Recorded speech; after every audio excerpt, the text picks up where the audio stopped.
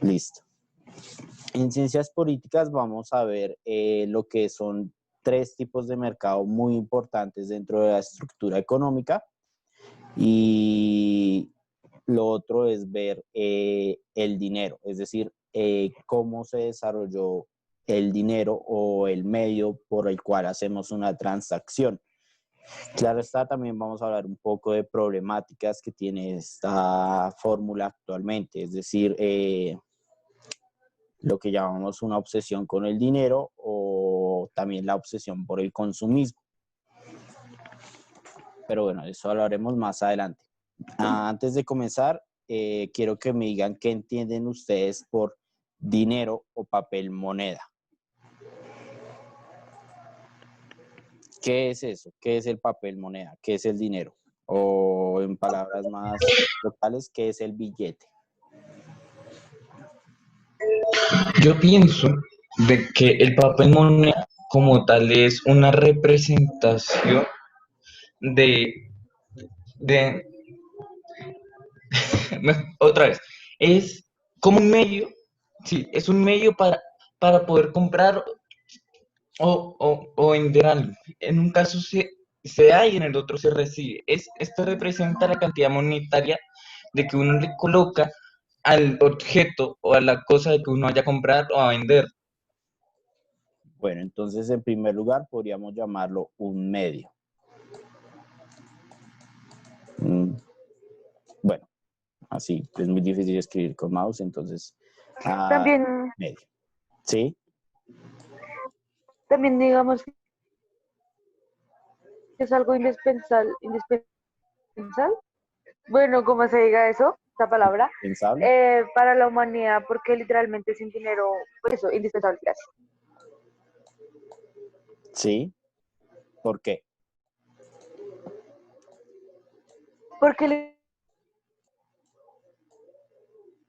literalmente, o sea, hoy en día podemos ver que todo es con plata, ¿sí? O sea, de dar y recibir, pero la mayoría siempre ha sido plata, plata, plata. Bueno, entonces nuestra sociedad actual tiene un enfoque sobre el dinero. Entonces, es un medio, hoy en día es algo indispensable. ¿Qué más podemos decir del papel moneda o los billetes? ¿Qué más pueden decir?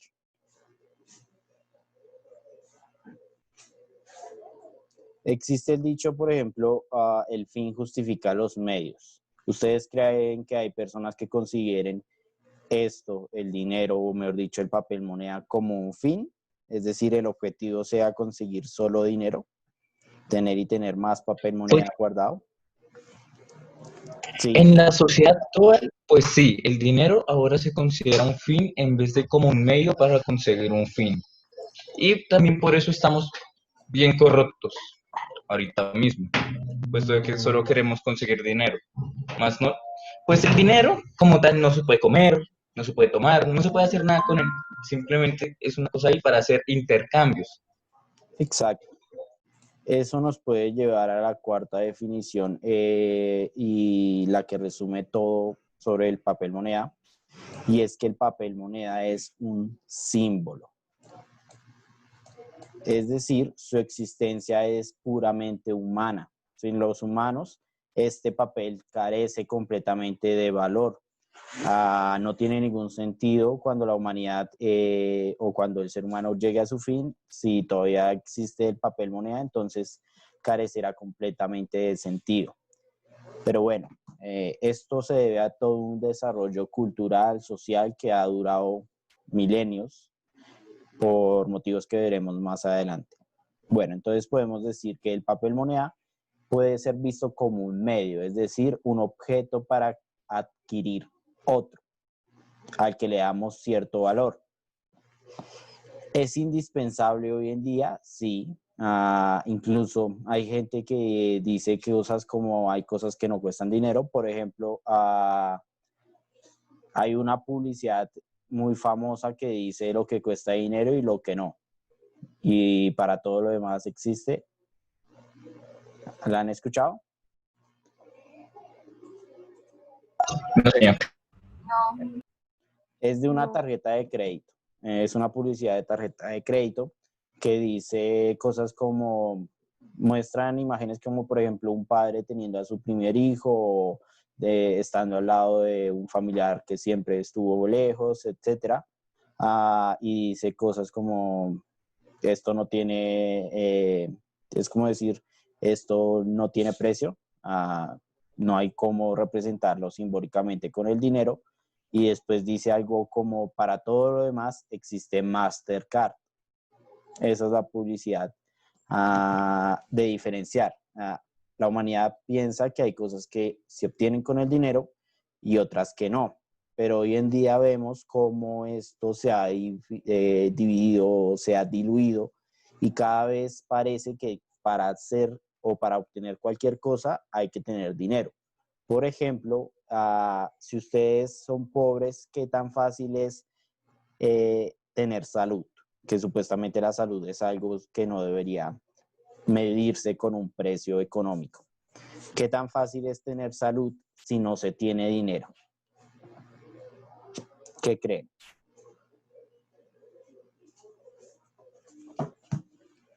¿Será que los pobres tienen muy buena salud? Es difícil. Es difícil pues acceder a un buen servicio de salud, uno se pueda mantener sano, al igual que lo otro que dinero, vivienda, el alimento y todo lo demás. Bueno, sí. El servicio de salud en Colombia no solo, pues, no solo tiene incluido el papel económico. Claro está que ahí está, ustedes no pueden pagar una EPS y si no pagan una EPS, pues tienen que pagar en caso de una enfermedad ustedes mismos. Por eso es preferible tener la EPS porque una operación a veces puede salir muy costosa. E Ah, incluso, aunque uno tenga el seguro, hay ciertos medicamentos que no los pagan. Por ejemplo, cuando una persona tiene cáncer y se necesita un medicamento fuera del país, el seguro no cubre esos gastos. sí, ese es el problema de la EPS. Hay una persona que estuvo en el gobierno a la que se le puede echar la culpa de las dificultades para el campo médico o de la salud y el laboral. Ah, y es una persona que se menciona mucho. Hoy en día la llaman Matarife. ¿Conocen quién es Matarife? Uribe, ¿no? Exacto. Uribe, cuando estuvo en el poder, hizo muchas reformas al respecto del campo de la salud y vinculado al campo laboral.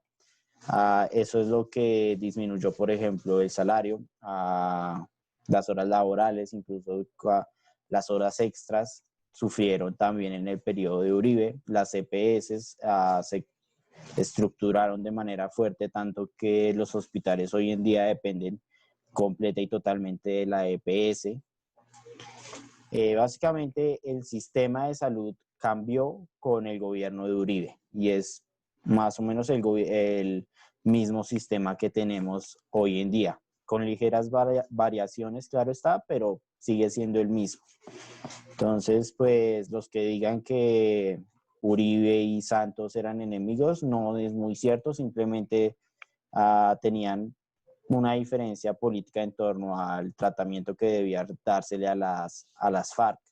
Pero Uribe y Santos al final eran más de lo mismo. Y pues de Duque ni se diga porque pues Duque es una continuación directa.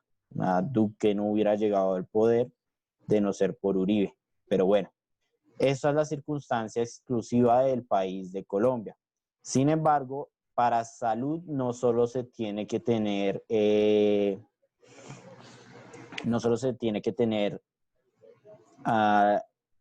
la parte médica o la parte de la EPS. ¿Alguna vez han comparado los precios de la comida chatarra con los precios de la comida light o que llamamos saludable? Sí, señor. Es mucho más barata la light. ¿Cuál es más barata? Sale mucho más barato comer sano que comer así con comida chatarra. Es más barata la chatarra. O sea, para la salud, sí, progresivamente va a salir muchísimo más barato comer saludable que comer en comida chatarra, puesto que comer saludable implica tener que evitar tantas idas al médico que son bastante costosas. Sin embargo, económicamente, es decir, cuando ustedes compran solo el producto, no a largo plazo, sino a corto plazo, ¿cuál es más barata?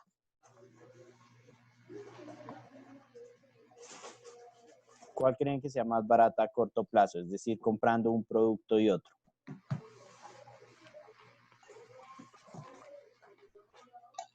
Barata económicamente, la comida chatarra, ser más barata, rápido. Exacto. A corto plazo es mucho más barato comprar comida chatarra. A largo plazo sí es mejor comprar comida saludable.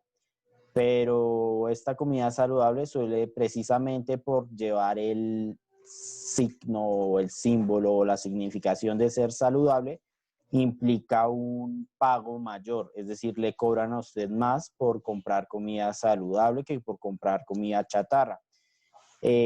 Usualmente las personas creen que las poblaciones pobres tienen mala salud y comen comida chatarra por esto.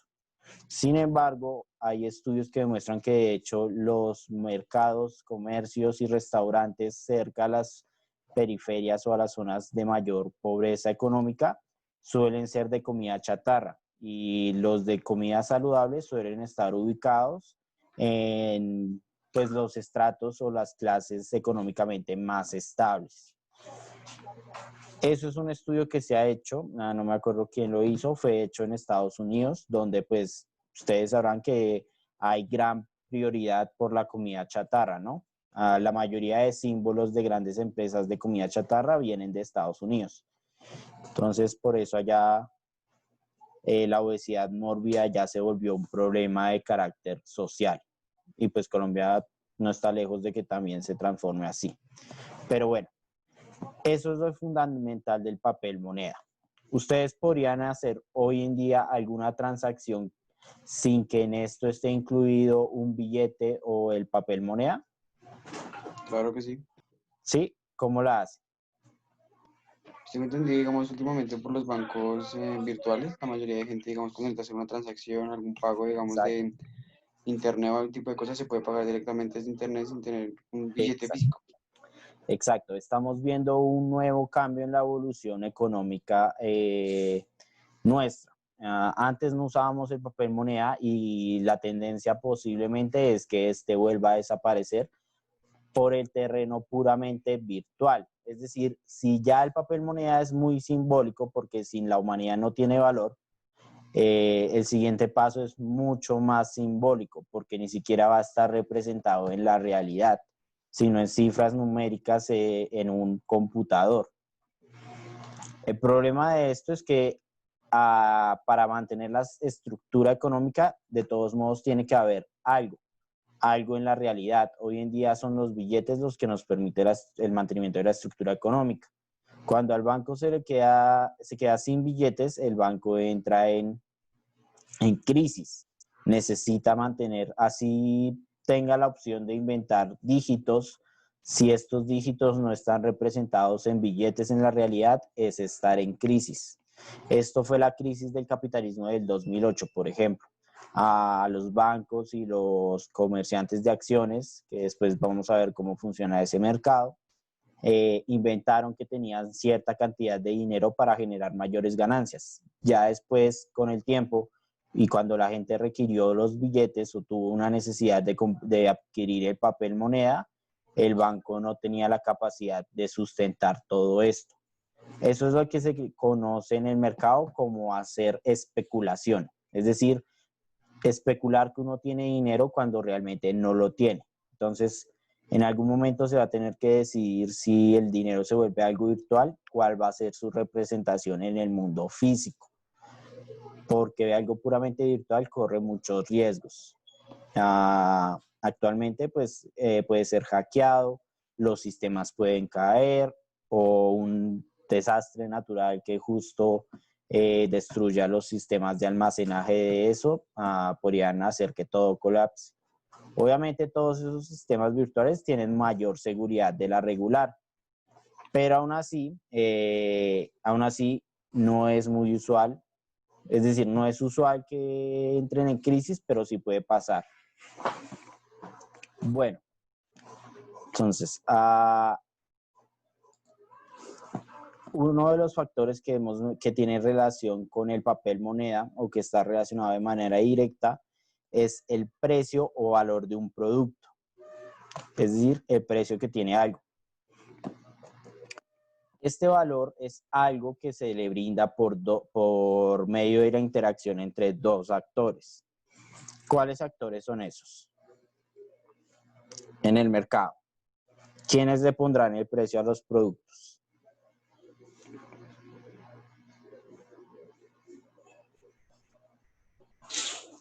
¿Qué consideran ustedes? La empresa, la empresa que lo produce o el Estado.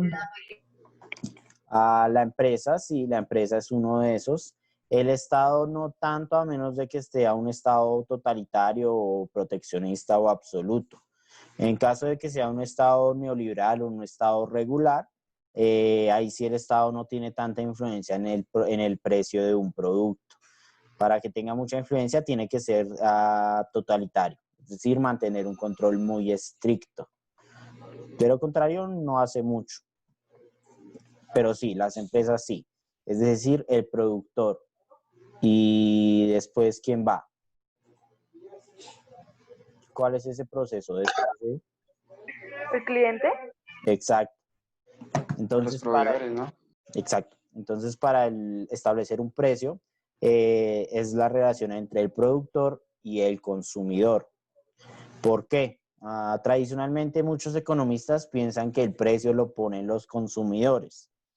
Esto dicen algunos economistas tradicionales, que el precio solo depende del consumidor y el productor tiene que adaptarse al precio que el consumidor esté dispuesto a pagar, y que eso se ve reflejado cuando un consumidor no compra un producto porque el precio no le satisface.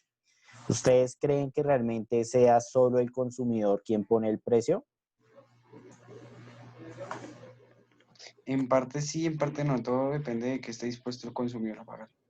Porque, digamos, hay el ejemplo, digamos, de la ropa, que hay marcas que son demasiado caras y sus prendas son prácticamente muy básicas y valen demasiado dinero. Entonces, y hay gente que compra eso sin pensarlo. Entonces, eso como que también depende de qué tanto la gente está dispuesta a pagar y qué tanto se convenza de que vale eso. Exacto. Es decir, el producto no solo es de carácter económico. Hay, por ejemplo, un valor cultural, puede ser como, por ejemplo, pagar más por ir al teatro que pagar por ir al cine. El cine siempre es más barato que el teatro, porque tiene un valor cultural agregado. El teatro es considerado como más de clase élite o clase económicamente más superior, socialmente superior, por así decirlo. El cine es considerado de la masa y por eso tiene productos o su categoría para entrar, su precio para entrada es bastante reducido, y como también es de la clase, es de la masa, es decir, del conjunto de la población, pues tienen promociones, ¿no? ¿Qué días pueden ir a cine con un precio más barato? Los miércoles. Los miércoles. Y esa promoción actualmente se extendió hasta el martes. Martes y miércoles se puede ir más barato. Y obviamente también entra ahí el factor de la afluencia de público. Si ustedes pudieran ir entre semana a un cine a eso de las 11 de la mañana, es muchísimo más barato que ir a la tarde o en la noche. ¿Por qué? Por la afluencia de público. Cuando entra menos gente, pues les cobran menos para que no sea tan contrario, es decir, que no sientan ahí es decir, lo hacen más que todo para incentivar el consumo a esta hora, en la medida en que, pues, como mucha gente no va, si a usted le cobran un precio muy alto a esa hora, no se siente como justo. En cambio, cuando hay un montón de personas dispuestas a pagar, usted no lo considera como tan injusto, en la medida en que, pues, todos los demás consideran que ese es el precio adecuado. Sin embargo, como les dije, muchos economistas piensan que solo el precio lo ponen los consumidores, pero no es así. Es una relación entre el productor y el consumidor. El productor tiene un estándar o es el precio que le cuesta hacer ese producto. Entonces está la materia prima, la tecnología que usó y las horas en que el trabajador tuvo que pasar un tiempo haciendo ese producto. Esas horas es lo que llamaría Marx después, que ustedes verán en 11, llamaría Marx como plusvalía. Plusvalía es el valor agregado de un producto que se le da por el tiempo trabajado, por el obrero, obviamente.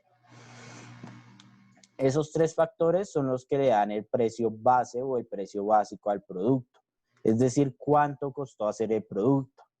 Pero como el productor tiene que obtener una ganancia, entonces se pone un rango de utilidad, un rango de ganancia, después de pagar la materia prima, la tecnología y al trabajador. El que lo produjo tiene que ganar algo por obvias razones. Sin embargo, cuando hay muchas opciones en el mercado, esto genera pues que algunas empresas tengan que bajar este rango de utilidad.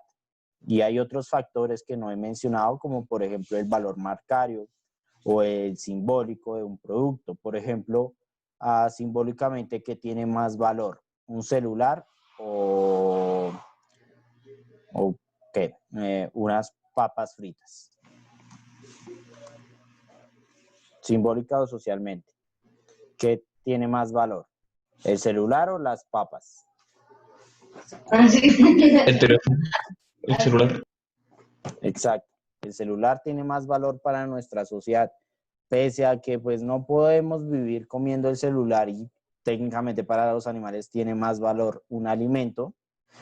Para nosotros un alimento pasa a segundo grado en la medida en que la mayoría de la población que vive en ciudad ya no tiene crisis alimenticia, es decir, tienen capacidades económicas para obtener alimentos de manera sencilla. La mayoría, es decir, la clase media y alta. La clase media siempre es la mayoría en las ciudades. Ya después las familias, o mejor dicho, las clases pobres y los que viven en miseria, sí valoran bastante la comida, pero pues hay estudios que dicen que no siempre valoran sus necesidades básicas, sino que valoran productos carentes de utilidad básica o natural. Es decir, hay estudios que demuestran que, por ejemplo, una persona en vez de comprarse baldosas para el suelo, porque vive en la tierra, prefiere comprarse un televisor pantalla plasma o unos zapatos Nike. La lógica racional economista diría que al ser una necesidad básica el suelo, o mejor dicho, las losas para el suelo, lo lógico es comprarse eso, pero pues las personas no siempre actúan de manera lógica. Es por eso que mirar de manera simple la economía no es tan funcional. La economía tiene muchos aspectos, no solo es lo económico, sino también es lo sentimental, lo simbólico, lo cultural, es decir, culturalmente algo puede tener más valor para una cultura que para otra. No sé, por ejemplo, el manga para nosotros puede ser, el manga o el anime para nosotros es un producto de entretenimiento y listo. Pero para los japoneses implica un poco una expresión cultural, una expresión de su cultura. Por eso para ellos tiene un valor agregado. Claro está que tienen un sistema capitalista, entonces es producción en masa. Pero el producto en general sí tiene un valor agregado culturalmente hablando. Entonces todo esto es bastante complejo.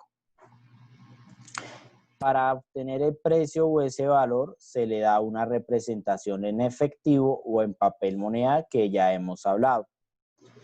Y este efectivo o papel moneda es lo que rige o controla todas las relaciones comerciales que existen. No hay ninguna relación comercial actual donde no intervenga el precio representado en papel moneda. Por obligación, todas tienen que tener una representación. ¿Sí? ¿Iban a hacer algo? Bueno, para representar esas circunstancias tenemos tres mercados que son fundamentales. El primero es el mercado laboral. ¿A qué creen que se refiere este concepto? ¿Qué será el mercado laboral? ¿Se han escuchado esa palabra?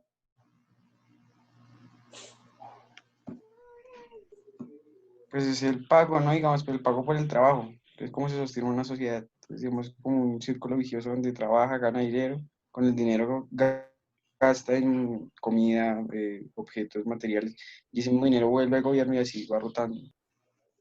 Sí, el mercado laboral, ya con lo del gobierno entran los diferentes mercados, como por ejemplo el mercado financiero bursátil. Pero el mercado laboral es el mercado del trabajo, es decir, las ofertas laborales. Pues este mercado laboral es exclusivo para las poblaciones mayores de edad, puesto que un joven a los 16 años puede trabajar, pero entra a trabajos que no son acordes completamente con la ley, como por ejemplo un restaurante donde les pagan una cantidad específica por las horas. Eso legalmente pues no debería hacerse porque legalmente hay que pagar EPS, pensión, ARLs, entre otros beneficios legalmente. Pero pues la legalización suele limitarse a los mayores de edad. En este campo de restaurante hay mucho trabajo informal y por eso muchos empleadores de este tipo de comercios se aprovechan. Pero bueno, el mercado laboral es básicamente la oferta de trabajo, la oferta laboral, donde intervienen dos individuos o dos actores. Las empresas, las industrias y el empleado, es decir, el empleador y el empleado, el dueño de la empresa y el trabajador, por así decirlo. Este mercado laboral funciona también con dinero y hay una obvia razón. Digamos, este elemento de aquí, Y, y este es X. Y representa el valor o el precio o el salario. Y X representa las horas trabajadas. Cuando es la gráfica de el empleado, es decir, del trabajador, tiene un comportamiento regular como este. Esto no quiere decir que en el mercado se comporte así. Es lo ideal para el empleado. En el mercado tiene una representación más, por así decirlo, maleable o depende mucho de otras características, como por ejemplo que el empleador quiera pagar esa cantidad, que el contrato se haya establecido por una cantidad fija, entre otros. Esto es puramente idealista. Idealmente para el empleado hay una relación como esta. Entre más horas de trabajo, mayor salario. Esto es lo ideal para el empleado. Es decir, entre más cantidad de trabajo yo ofrezco, deberían pagarme más. ¿Será que eso sí pasa? ¿Ustedes qué creen? Pues sucede, pero no muy. Sí pasa en parte con las horas extra. Exacto, pero digamos hay empresas que se aprovechan de que la gente, no sé, que la gente trabaja, lo que dice el profe, y ni siquiera les pagan las horas extras, les pagan su sueldo común y corriente. Como les dije, la economía es muy variada. Por ejemplo, a un obrero puede que le paguen un salario que nunca se le considera satisfactorio por grandes horas de trabajo.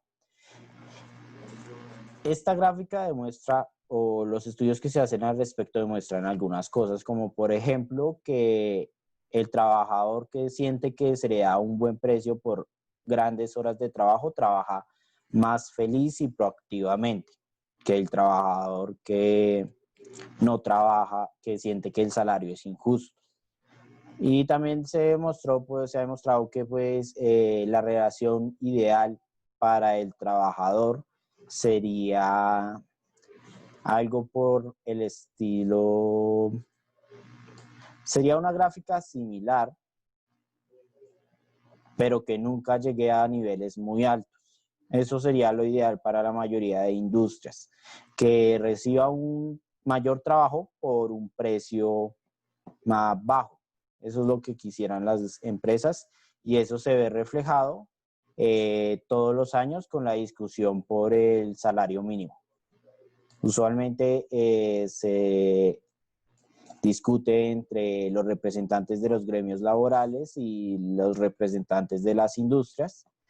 Los gremios laborales siempre ofrecen más, siempre quieren mayor pago y los representantes de la industria siempre están diciendo que menor, que menos de lo que ofrezcan los trabajadores siempre. Y por eso casi siempre el que termina resolviendo ese asunto es en un punto intermedio que se acerca más a lo que ofrecían las empresas, que lo que pidieron los trabajadores es el Estado. El Estado suele intervenir al respecto. Pero exacto, hay muchos factores en el mercado que intervienen, como por ejemplo los trabajos que se escapan a la ley, que siguen dinámicas injustas, como por ejemplo trabajar en un restaurante. En serio, ese tipo de trabajo es muy difícil porque implica grandes horas de trabajo, esfuerzo, trabajar con personas que no son muy tolerantes, es decir, a los compradores. Cuando ustedes trabajan en ese tipo de negocios, se terminan dando cuenta que cuando una persona está siendo trabajador, exige respeto, pero cuando es por el contrario el comprador, se le olvida el respeto y tiende a ser muy agresivo. No siempre, pero ocurre. Entonces, ese tipo de trabajo desgasta mucho, pero representa un pago efímero en restaurantes que no son regulados por la ley. Bueno, eso es solo el mercado laboral. Este es muy amplio, hay muchas ofertas, todo el asunto. Por eso, pues, lo importante es la parte económica. Bueno, chicos, nos queda menos de un minuto, entonces salimos y volvemos a entrar, ¿de acuerdo? De manera inmediata, ¿listo?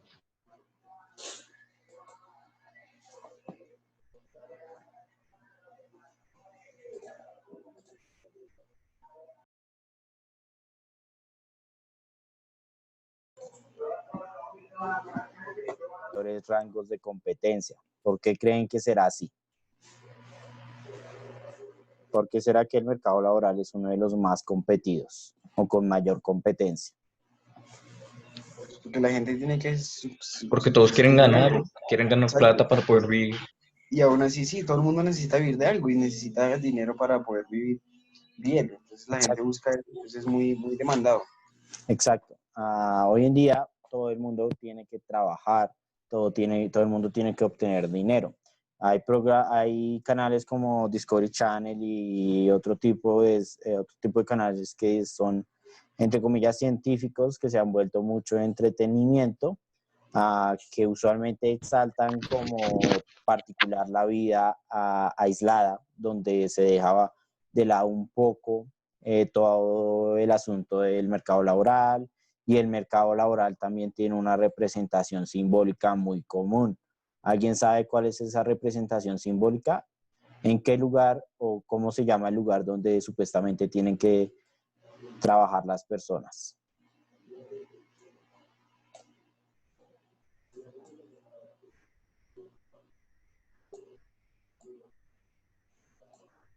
Bueno, si pudiera dibujar bien con esto, eso sería un cuadro. ¿Alguien sabe cómo se le llama el lugar o la zona simbólica, pues que existe en la realidad, pero que se ha convertido, por así decirlo, en el símbolo del trabajo?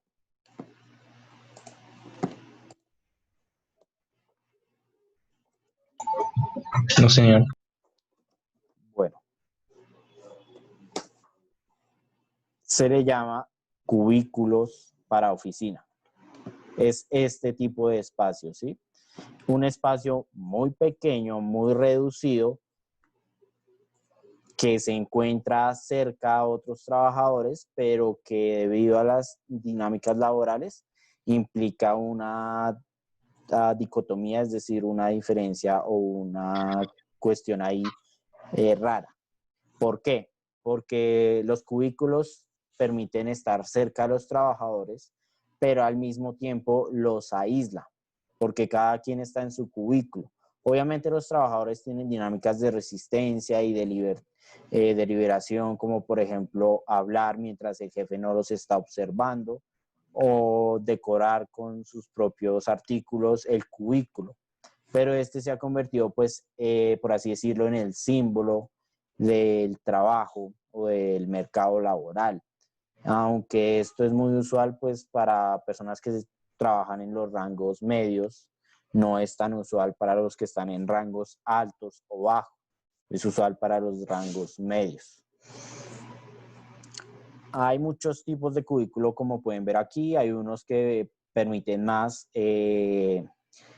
la interacción entre trabajadores, otros como los de este tipo que sí niegan de manera absoluta y rotunda las relaciones laborales, es decir, el intercambio laboral, porque al ser cubículos tan grandes, obstaculizan la interacción con el otro.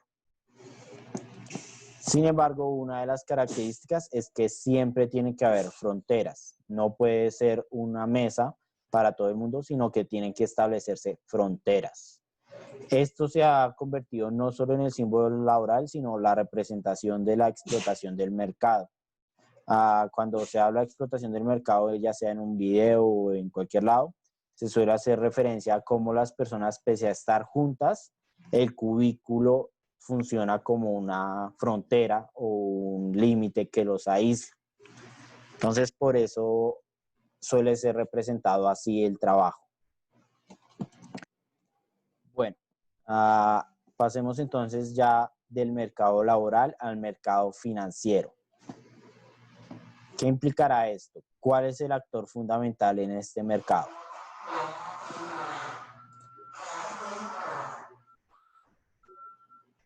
¿Qué me dicen? ¿Cuál será el actor principal?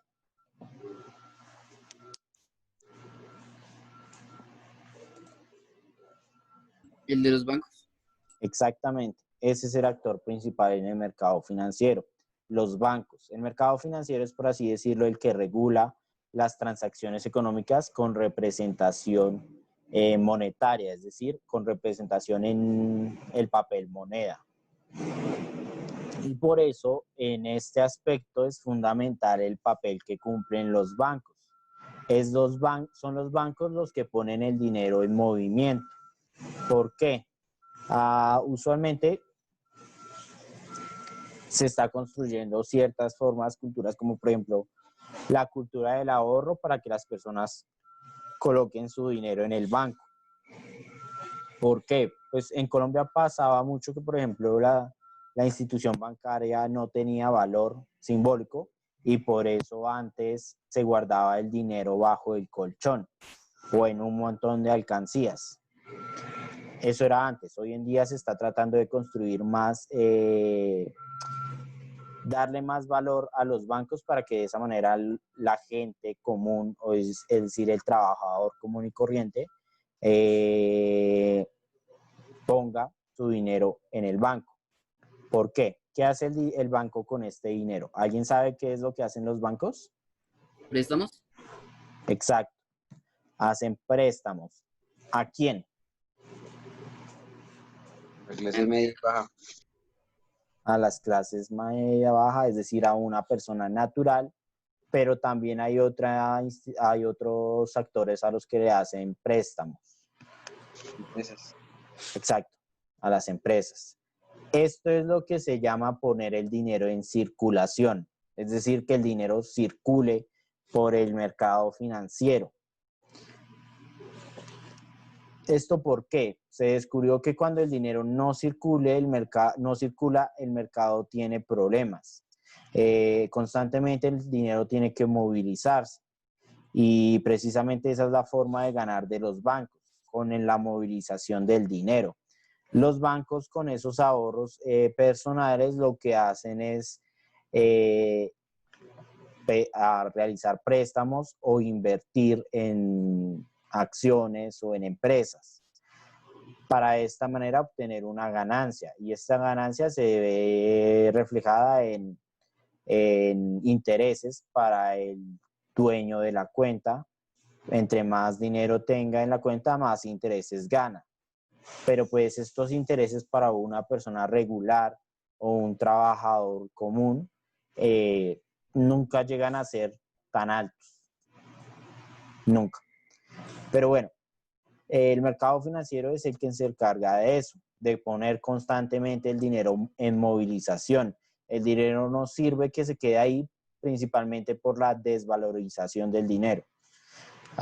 Si ustedes, por más que ustedes guarden dinero pensando que en un futuro van a obtener algo, ese algo cada año va a subir de precio. Entonces no es muy útil guardar dinero eternamente. Hay personas que tienen esta obsesión, pero realmente no es algo muy útil.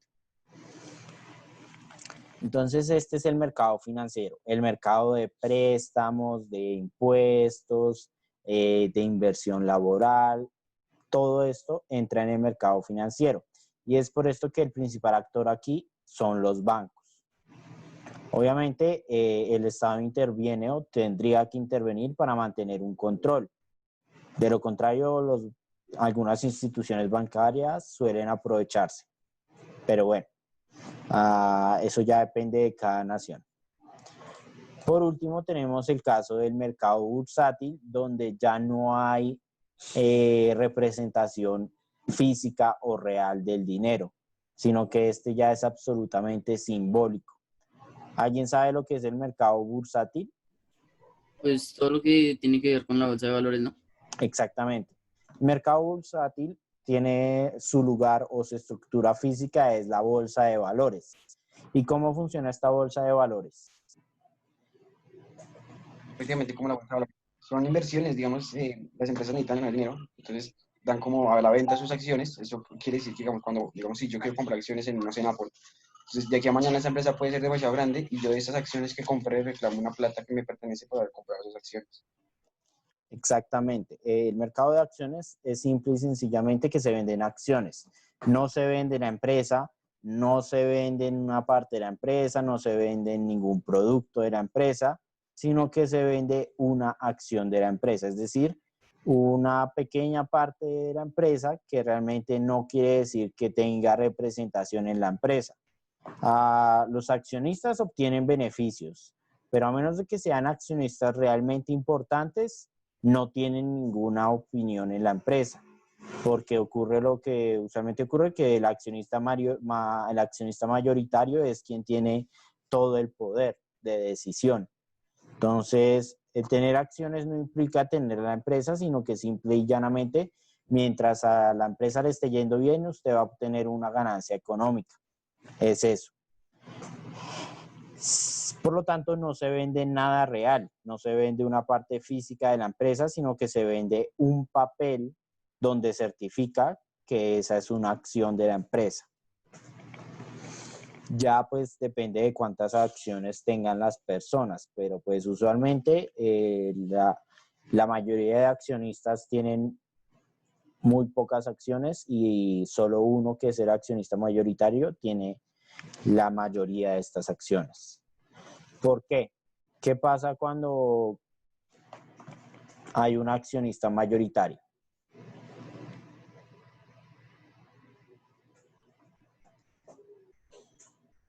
¿Cómo es la pregunta?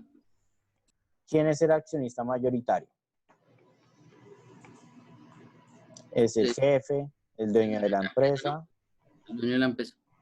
Exacto.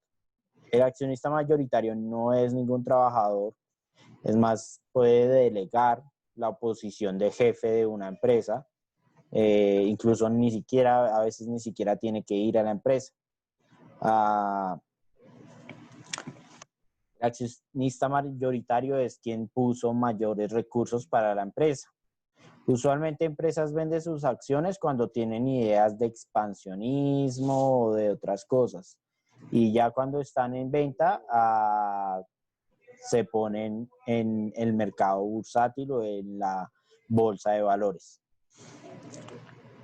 Hay una película que refleja precisamente cuál es uno de estos problemas o el problema del mercado bursátil, que es el lobo de Wall Street, y que el mercado bursátil tuvo que ver con la crisis del capitalismo del 2008. Este era muy de especulación, entonces se creaban empresas que realmente no existían, pero con publicidad se daba una imagen de éxito y de ganancia económica, lo que generaba que las empresas compraran acciones. Y ya años después se descubría que realmente la empresa no tenía absolutamente nada, sino que era simplemente algo que existía solo en el papel o en el mercado bursátil, pero la empresa no tenía ninguna estructura en la realidad.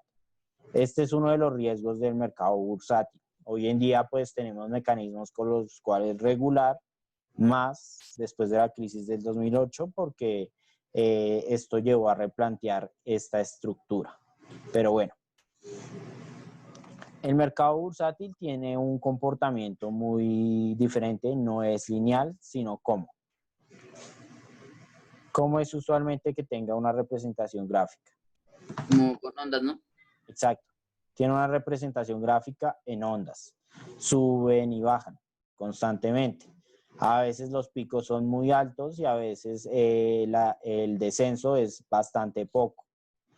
Pero usualmente tiende a subir y bajar. Así es como se comportan las acciones. No existe ninguna acción que solo suba o que solo baje. No existe ninguna acción porque pues hay demasiados actores implicados en el mercado como para que las acciones se mantengan estándar. Los accionistas saben que el momento para comprar, ¿cuándo es? Cuando está en sobreventa o en sobrecompra. Es decir, Muy arriba o muy abajo. exacto. Los que tienen mayores capacidades económicas pueden comprar cuando las acciones están elevadas. Una persona con menor capacidad económica, lo ideal es que encuentre una empresa que parezca que va a tener éxito y que, como sea reciente, tenga un valor bajo sus acciones. Y de esa manera, si llega a tener éxito, las acciones suben. Claro está que las acciones más altas son las que suelen ser las más equilibradas, es decir, que sus puntos máximos y sus puntos bajos no suelen ser tan graves, a menos de que pasen por una crisis. Pero bueno, este mercado de acciones es principalmente para permitirle cierto grado de obtener beneficios económicos a las empresas. Es decir, usualmente las acciones solo se ponen en venta cuando la empresa necesita obtener recursos económicos, ya sea para sacar un nuevo producto o para expandirse a algún lugar. Es en ese momento cuando se ponen en venta las acciones. Claro está que algunas empresas lo hacen cuando están pasando por una crisis y de esa manera pues obtener ciertas ganancias. Pero lo usual es que sea simplemente para innovar, por así decirlo. Bueno, ahora vamos a pasar a ver cómo ha sido la historia de este intercambio económico. La primera figura del intercambio económico es lo que llamamos trueque. ¿Conocen el trueque?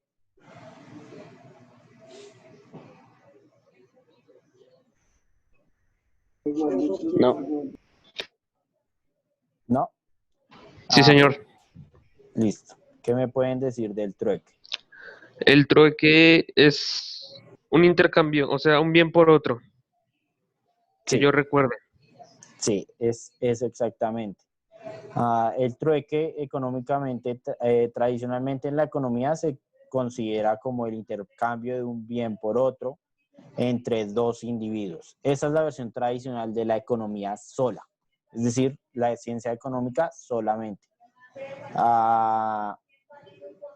Sin embargo, el trueque tradicionalmente se piensa de una manera muy sencilla. Está una persona que tiene, no sé,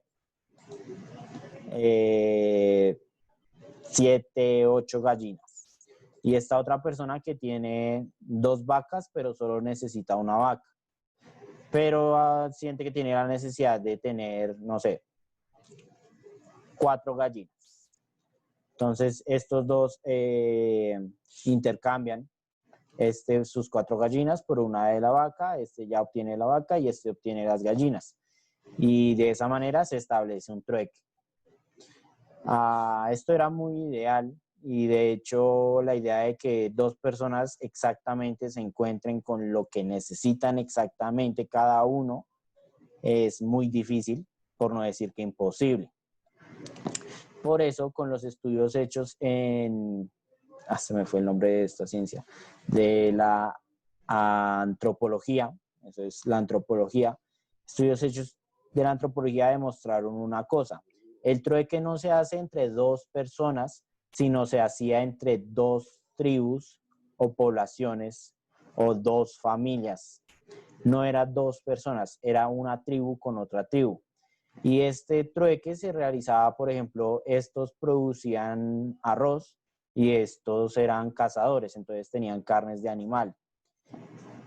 El trueque era, por así decirlo, todo un evento cultural y religioso.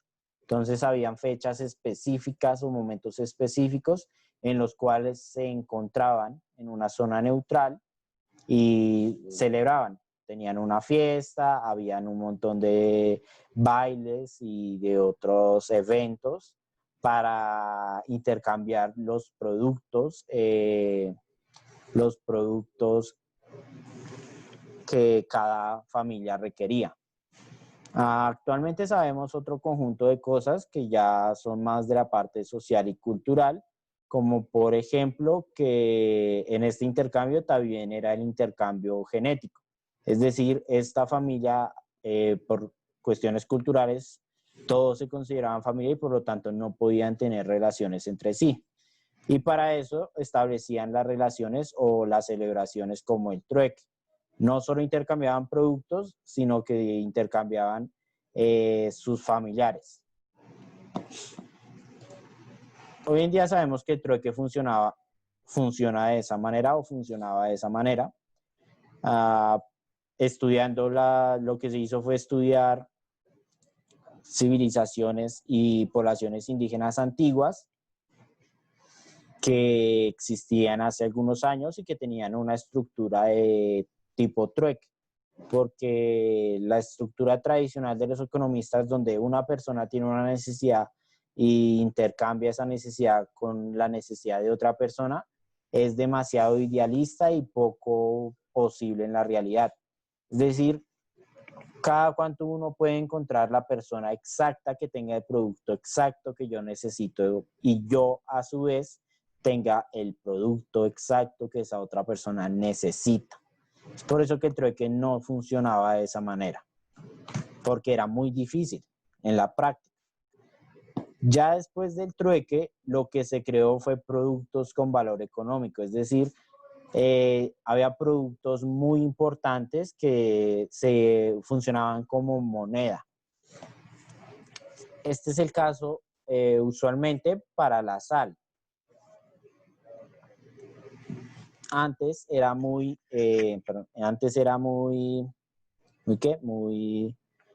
importante la sal, ya que esta permitía que los productos no se vencieran, por así decirlo, mantenía los productos frescos por mayor tiempo. Es por esto que la sal tiene un valor importante. Así le ¿Sí? pagaban a los guerreros. Exacto. También a veces en algunas culturas se les pagaba como por ejemplo con pan. Lo importante comprender de esa parte de la historia es que hubo un momento cuando todavía no se desarrollaban muy bien las monedas con materiales preciosos o con monedas de oro y plata, donde productos específicos tenían un valor económico. Se intercambiaban por otros productos, usualmente con el peso. Por ejemplo, 5 libras de sal cuesta tal cosa. Así funcionaba antes de las monedas o de los metales, las monedas representadas en metales. productos como la sal que se intercambiaban por otros productos. Y de esa manera se buscaba establecer un estándar. Ya después se desarrollaron las monedas con los metales como el oro, la plata y el cobre. De esa manera, pues ya se dejó de intercambiar un producto específico, sino que se intercambiaba una moneda que tenía legitimidad basada en el Estado o el imperio dominante. Es decir, la moneda valía porque el gobierno era quien la producía. De lo contrario, no tendría una representación real o no tendría un valor real. Bueno, este periodo de las monedas usando metales preciosos es bastante largo. Ya después lo que seguiría el papel moneda, que es el que conocemos actualmente. Este paso al papel moneda iniciaría más o menos entre el siglo XVII y el siglo XVIII, es decir, hace no mucho para la humanidad, ¿no? Para nosotros sí puede ser mucho tiempo, pero la humanidad, el siglo XVII y el siglo XVIII fue hace poco tiempo, relativamente hablando, hace más o menos 300 años apenas. Bueno, ese fue el paso al papel moneda. ¿Cómo se hizo? Pues primero se crearon papeles como una especie de pagaré, donde una persona al no tener las monedas en oro necesarias firmaba este papel y un banco privado se encargaba de, cuando la persona fuera a cambiarlo, entregar las monedas hechas con metales preciosos o con metales como el oro. Así fue el inicio al paso o el inicio del intercambio con el papel moneda. Una especie de pagaré.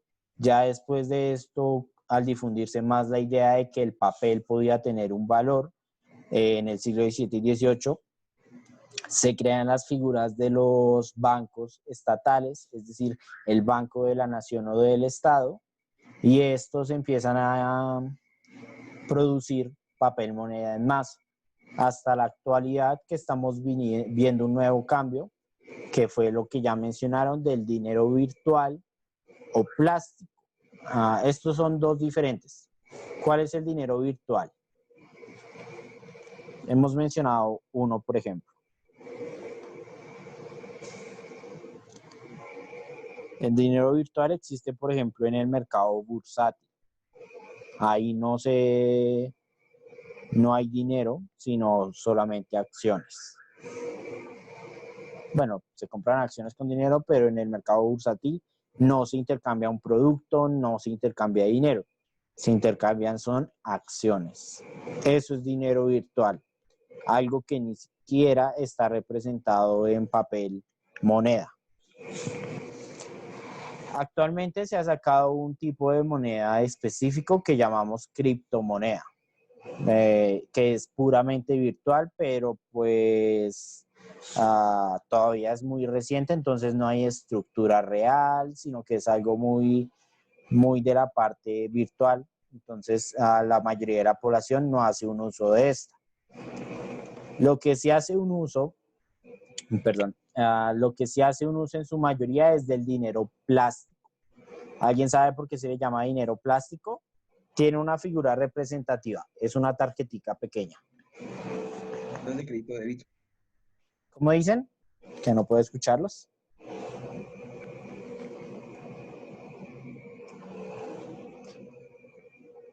¿Cuál será la representación de ese dinero plástico? Tarjetas de crédito o débito. Tarjetas de crédito. Exacto. Tarjetas de crédito o tarjetas débito. Hoy en día, pues en Colombia no tanto, aunque sí empieza a ser más reciente, pero en Estados Unidos sí ya está muy difundido la cultura del dinero plástico. Es decir, ya casi nadie pagaría con efectivo, sino que tienen una tarjeta, pues que tienen funcionalidades diferentes. Por ejemplo, la tarjeta de crédito tiene cierta cantidad que no se puede pasar, Y la tarjeta de débito funciona con las cuentas, mejor dicho, funciona con su cuenta bancaria. Usted no puede pagar más de lo que tiene en la cuenta del banco. Esa es la diferencia entre una y otra. Una es algo que usted no tiene, pero que le toca pagar a fin de mes, y la otra es lo que usted tenga en el banco. Pero bueno, ambas son dinero plástico. Se le llama plástico porque pues al fin y al cabo las tarjetas de crédito son hechas con un plástico especial. No sé cuál es, entonces no me pregunten al respecto porque no tengo ni idea de cuál es ese plástico especial que se utiliza, pero es pura y simplemente un plástico. Y esta forma del dinero es la mayor expresión del simbolismo actual en la parte económica.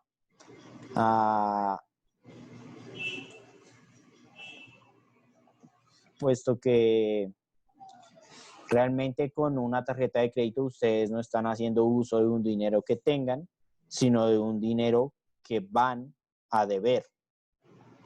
No es algo que ustedes posean, es algo que ustedes deben. Bueno, esa es más o menos la historia de cómo fue cambiando o cómo fue intercambiándose el medio que utilizamos nosotros para adquirir un producto. Recuerden que esta es la historia del medio, es decir, del papel moneda.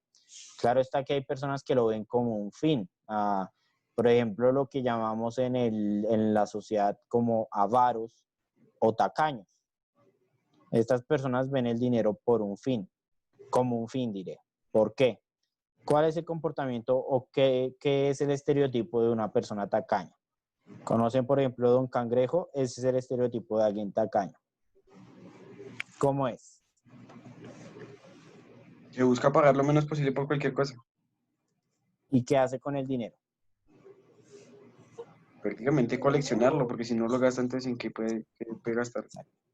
Exactamente. Eso es lo que Marx llamaría la fetichización, sí, fetichización del dinero. Es decir, convertir al dinero en un objeto deseable. Esto es un problema social y psicológico, porque convertir al dinero como el objetivo, como el fin, implica limitar relaciones, limitar logros, limitar muchas cosas. Convertir el dinero en un fin implica ser avaricioso, es decir, acumular y acumular dinero. Usualmente las personas que acumulan y acumulan dinero piensan cosas como que cuando tenga mucho dinero después de acumularlo, va a poder gastarlo en lo que quiera. Solo que se establece una estructura psicológica que pasa desapercibida para esta persona, y cuando tenga más dinero lo que va a querer es tener más dinero pensando que en un futuro lo va a poder gastar en muchas cosas muy costosas. En la vida hay que tener equilibrio. Tampoco uno puede gastarse todo el dinero que tenga cada vez como si fuera simple y llanamente cualquier papel, pero tampoco puede tener un montón de dinero si nunca va a hacer nada con eso. En la vida, como les digo, hay que tener equilibrio. No puede ser un extremo sí ni un extremo no. No puede ser extremadamente tacaño, pero tampoco puede ser extremadamente libre o libertino con el dinero. Es por eso que se construye la cultura del ahorro, pero eso es más por los bancos. Las personas construyen una cultura del ahorro pensando en obtener productos.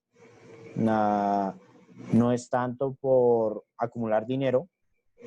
De hecho, esto de acumular dinero es que le pasa a personas cuando ya tienen cierta cantidad. Usualmente las personas pobres no tienen el interés de acumular dinero, sino cambiarlo por otra cosa. Bueno, esa sería la clase de ciencias políticas. Nos faltaría ver un poco de filosofía, porque es importante que comprendan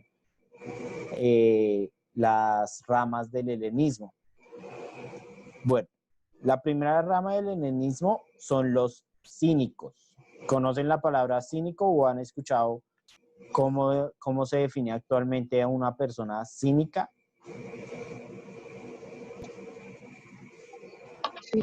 Como alguien que está mal, de la cabeza, algo así. Como que mal o algo así. Sí, hoy en día cínico es sinónimo de algo malo.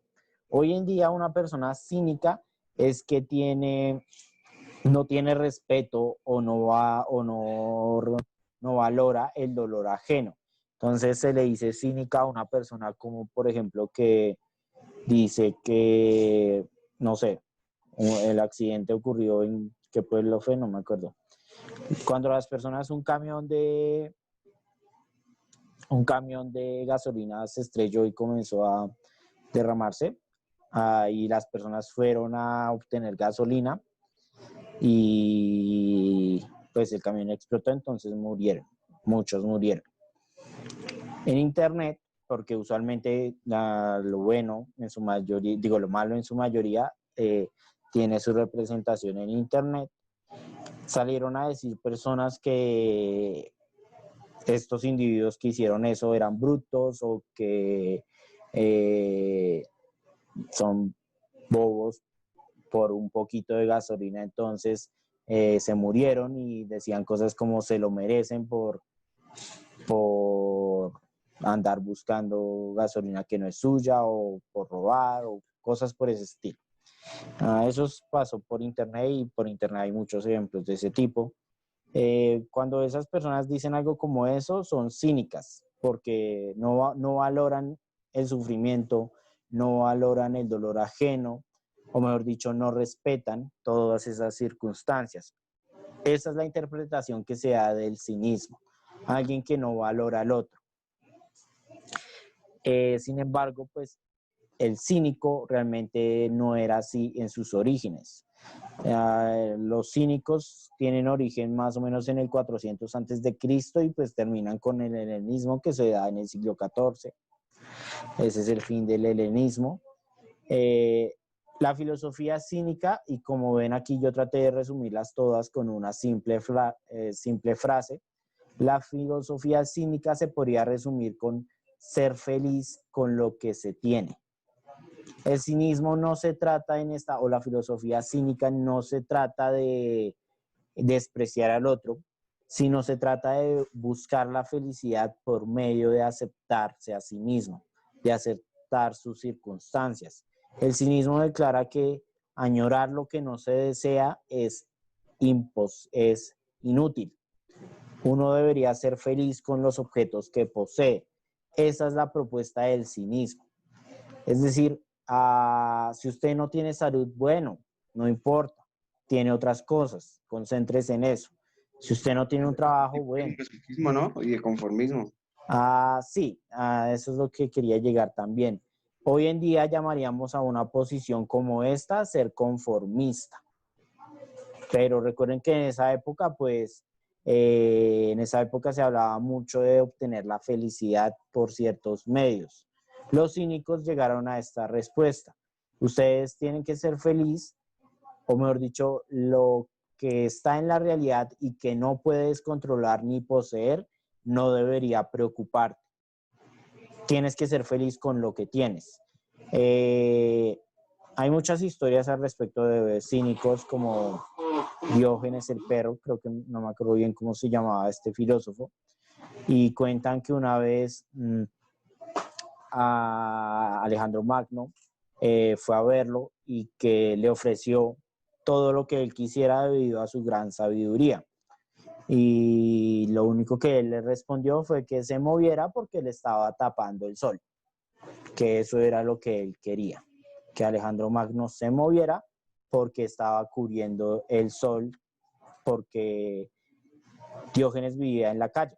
Entonces Alejandro Magno se posicionó enfrente a él y cuando él le ofreció cualquier cosa, él simplemente respondió que le permitiera recibir la luz solar. Eso es el cinismo, conformarse con, bueno, hoy lo llamamos conformarse, o mejor dicho, ser feliz con lo que se posee y que lo que uno no controla ni lo que no posee o lo que no puede poseer no lo preocupe. Esa es la posición del cínico. Recuerden entonces que el helenismo se trataba precisamente de reestructurar la vida, buscar nuevas formas de felicidad. Entonces la mayoría buscaron esa felicidad en formas de expresión diferentes. Los cínicos dieron esa respuesta. Sé feliz, o bueno, yo la resumí con esa respuesta. Sé feliz con lo que se tiene.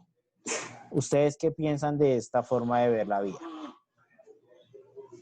En parte es bien, sí, digamos, se podría combinar, decir, bueno, sea feliz con lo que tiene, pero tampoco se conforme, siempre busque ser mejor y superarse siempre. Cosa que usted cada vez que se supere, pues esté feliz con lo que tiene, pero quiera mucho más. Sí. Los cínicos solo decían una cosa: usted busque la felicidad, sin importar dónde se encuentre esta. Pero si esta felicidad se encuentra en medios que usted no tiene control, como por ejemplo la paz mundial. Si usted es feliz viendo que la gente vive en paz, pues no lo haga, no busque esa felicidad de ese modo porque jamás la va a obtener.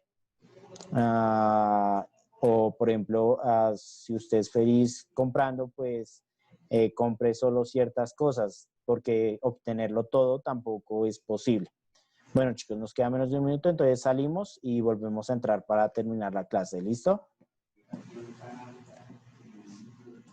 Entramos de manera inmediata, por favor. Listo. Bueno, entonces sí, hoy en día los cínicos no es que fueran conformistas tanto, sino que proponían entonces que todo lo que usted no tiene control o lo que está más allá de su alcance no le debe preocupar. Piénsenlo como, por ejemplo, si usted es pobre, no sueñe con llegar a ser presidente porque nunca lo va a alcanzar. Entonces busque otras formas de ser feliz. Es simplemente eso, esa era la forma de ver de ellos o de pensar. Es por esto que con el paso del tiempo al cínico o el cinismo comenzó a tener una representación negativa, pues porque esta estructura de ver la vida, sí, en la antigüedad estaba bien, pero hoy en día pues uno no solo tiene que quedarse con lo que tiene, sino añorar tener un poco más o desarrollarse de cierta manera. Ya después entran otros filósofos como los que tenemos acá. Tenemos entonces el caso de los estoicos, que nació, el estoicismo nació antes del cinismo, nació en el 300 antes de Cristo, pero terminaría más o menos por las mismas fechas. Los estoicos proponían algo similar a los cínicos, pero que se diferenciaba por un solo elemento: la naturaleza o la ley de la naturaleza. Ellos también creían que buscar cosas imposibles era inútil, pero no por cuestiones de que trajeran la felicidad o cosas por el estilo, sino que el mundo y la sociedad se regía por la naturaleza. Y por lo tanto, uno tenía que comprender que la única forma de ser feliz era aceptar las leyes naturales. Por ejemplo, la muerte. A ambos la muerte no le tenía que preocupar. Estos porque no tenían ningún control y estos porque la ley de la naturaleza es morir. Esa es la ley de la naturaleza. Solo que la única diferencia entre este y este es esto, que ellos creían que existía una ley natural para todos los sujetos y que comprender esta ley sería lo que le traería felicidad. Pero pues también toman posiciones similares, como por ejemplo, la ley de la naturaleza es que el fuerte siempre estará por encima del débil. Entonces, una persona pobre jamás debe añorar con ser emperador de todo el imperio porque será imposible para él y eso le traerá tristeza. Entonces, estos declaraban que la felicidad se obtenía aceptando la ley natural. Bueno, obviamente esto tampoco es positivo por completo. Hay cosas buenas y malas en esta filosofía, sí, aceptar que hay cosas que es incontrolable para nosotros es positivo, pero tampoco podemos caer en la idea de que la vida es así y no podemos hacer nada. Ellos creían que en la sociedad sí se podía controlar, siempre y cuando se rigiera por las leyes naturales. Es decir, uno tenía que participar en política, pero siempre dependía de la ley natural, de su posición en la sociedad.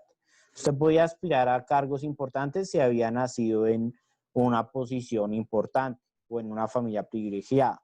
Si había nacido en una familia pobre, pues no aspire a cargos importantes, sino cumpla su papel o para lo que nació en la naturaleza. Es decir, es una filosofía muy acorde a la conciencia de clase y a aceptar su clase y cumplir su rol. Si usted nace campesino, sea feliz siendo campesino. Si usted nace burgués, sea feliz siendo burgués. Obviamente esto también lo vemos mal en la actualidad porque creemos en el ascenso social. Una persona pobre puede llegar a subir escalas en la sociedad por medio de trabajo. No siempre sube mucho, pero puede. De hecho, nos gustan mucho las películas que nos hablan de ascenso social. Por ejemplo, todas estas películas que hablan de alguien pobre que se hizo rico al crear una empresa. Pero bueno. Esta filosofía ya después pasamos a algo mucho más complicado, que son los epicúreos. Nacen en la misma época y mueren en la misma época, y su filosofía se puede resumir en la búsqueda del placer. Para los epicúreos la vida tenía que ser dichosa, alegre y benéfica. Es decir, la vida tenía que ser placentera. Si algo le causaba a usted dolor o pena o sufrimiento, debía evitar el dolor. La vida se debía concentrar solo en obtener ganancias, solo en obtener placer. No caigan en absolutismos de placenteros, entonces no creían que el placer a cualquier costo. No, los epicúreos también pensaban que el placer tenía que medirse. Cuando uno tiene demasiado algo que le es placentero, lo explota en demasiada medida, solo le va a causar dolor. Por ejemplo, comer. Una persona puede encontrar placentero comer, y los epicúreos proponían entonces aliméntese, entonces coma, pero siempre con la justa medida. Cuando ya deje de ser placentero y se convierte en algo doloroso, tiene que abandonarlo. ¿Por qué? ¿Qué pasa cuando uno come demasiado?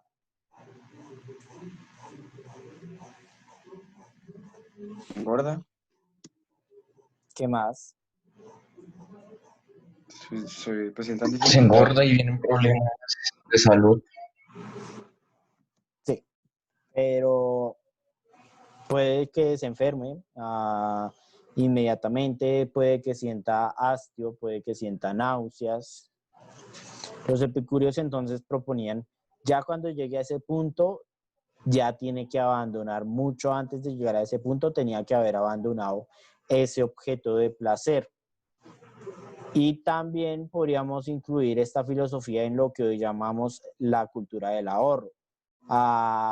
Ellos creían que un producto tiene diferentes grados de placer, tienen diferentes grados de ser placenteros. Entonces hay productos que pueden dar placer inmediato, pero reducido, y hay otros que se tardan en darle beneficios a las personas, pero que el placer que usted va a sentir por eso va a ser mucho mayor. Entonces, es lo que hoy llamamos la cultura del ahorro, ¿sí? Comprarme, no sé, una gaseosa puede que calme mi sed y el sabor es dulce, entonces es bueno. Pero con todo el dinero que yo me gasto en gaseosas al mes, hipotéticamente, pero Los epicúreos proponen entonces aplazar este placer menor por un placer mayor. Es decir, darle grados al placer o medirlo. Esa es la filosofía de los epicúreos. Buscar el placer, evitar el dolor, pero ser consciente de cuando el placer es benéfico y cuando no, cuando es bueno y cuando es malo. Ya después el neoplatonismo es diferente, toma las teorías de Platón, pero principalmente divide el mundo en dos también. Solo que no lo divide el mundo físico y mundo de las ideas, sino que divide el mundo entre el bien y el mal. Es por esto que se dice que el neoplatonismo es el ancestro para todas las religiones modernas, como el judaísmo, el catolicismo y el cristianismo, porque dividían el mundo entre el bien y el mal. Existían para ellos dos mundos, el mundo del bien y el mundo del mal. Y después está lo que se encuentra en el medio. El mundo del bien para ellos estaba representado en un Dios. ¿Cuál Dios? No sé, puede ser cualquiera. Y ese Dios era la representación absoluta del bien. Y la luz y la bondad venían de ese Dios. El mal no tenía ninguna representación. El mal simplemente era mal. No era como en el cristianismo, no existía un diablo, es diferente a eso. No existía nada que representa la maldad. Simplemente la maldad o el mundo del mal es toda esa zona donde la luz divina o la luz del Dios no logra penetrar, no logra llegar. Es eso. Solo existe Dios, quien ilumina todo, pero hay una zona donde el mal o la oscuridad es tan profunda que Dios no logra llegar. Pero esa zona existe simple y llanamente porque la luz de Dios no llega. Si la luz llegara, no habría mal, porque el mal no tiene una representación física, simbólica o real. El mal no existe por sí mismo, el mal existe porque Dios no logra llegar ahí. Esa es la figura del neoplatonismo. Bueno, de manera resumida. ¿Cuál de estas filosofías consideran que estaban más próximas o se adecúan más a su pensamiento? ¿Con cuál de estas cuatro están más de acuerdo, por así decirlo?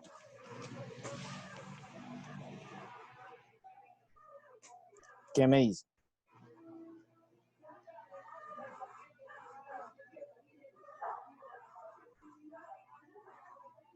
Chicos.